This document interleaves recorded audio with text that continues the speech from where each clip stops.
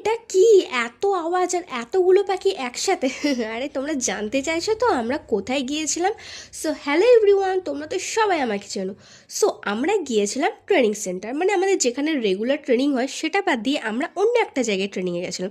So কোথায় গিয়েছিলাম সেটা জানতে হলে তো পুরো ব্লগটা তোমাদের দেখতে হবে, আর জার্নিটা তোমাদের শেয়ার করবো। চলো। সো আমাদের নিয়ারেস্ট স্টেশন ছিল বেলঘরিয়া, আর এখান থেকে ধরবো হচ্ছে ট্রেন আর যাবো হচ্ছে ট্রেনিং সেন্টার। আর স্টেশনে এমন একটা জিনিস দেখলাম যেটা দেখে আমার ছোটোবেলাকার কথা মনে পড়ে গেল। আর বুঝতে পারছো না কি?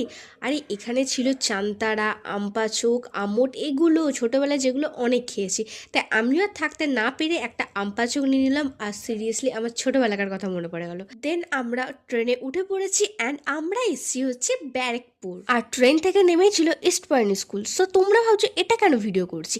আমাদের জানা মোড়ে south point, north point school আছে, বাট এখানে কলকাতায় এসে ইস্ট পয়েন্ট স্কুল দেখে নিলাম, তাই ভাবলাম এই ভিডিওটা ক্যাপচার করে রাখি। আর দেখতে বাকি হলো ওয়েস্ট পয়েন্ট, এবার ওটা জানি না কোথায় আছে। তারপর দেখো আমরা ট্রেনিং সেন্টারে পৌঁছে গেছি। তো আমাদের এখন ব্রেক দিয়েছে, আমরা এসেছি কিছু খাওয়ার জন্য। আর আমাদের এখন ব্রেক হয়েছে, আমরা খেতে যাব। এবার আমরা কি খাবো সেটা জানি না, কিন্তু কিছু বাট আমরা কিছু খুঁজে পাচ্ছি না যে কি খাবো। আমরা তাই চারিদিকে দেখছি, যদি অফারে কিছু পাই তাহলে ওইটাই খাবো। আর যদি আমরা তারপর অনেক খোঁজাখুঁজির পর আমাদের বাজেটের খাবার আমরা পেয়ে গেছিলাম।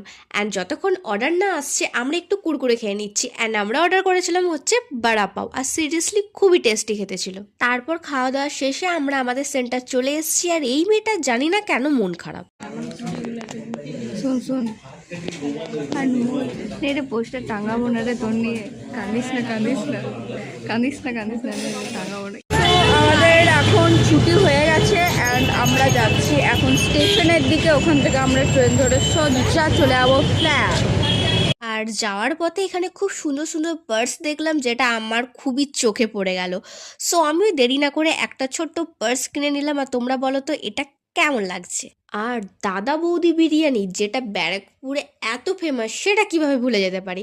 সো ব্যারাকপুরের নাম শুনে আমাদের তো প্রথমে জিভে জল চলেই এসেছিল যে দাদা বৌদি বিরিয়ানি খেয়ে যাব, বাট প্রচুর হাই রেট, প্রচুর।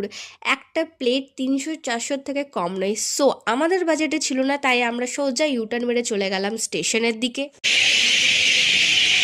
তো তোমরা তো বুঝেই গেলে যে আমরা কোথায় এসেছি। সো আমরা এসেছি ব্যারাকপুর। তারপর আমাদের নিয়ারেস্ট স্টেশন বেলঘরিয়ার কাছে আমরা নেমে গেছি, আর ওখান থেকে ধরে নিয়েছি আমরা টোটো। আর আমরা একেবারে আমাদের রাতের ডিনারটাও নিয়ে নিলাম, কারণ একবার যদি আর ফ্ল্যাটে চলে যাই তো সেখান থেকে আসার ক্ষমতা আমার আর থাকছে না।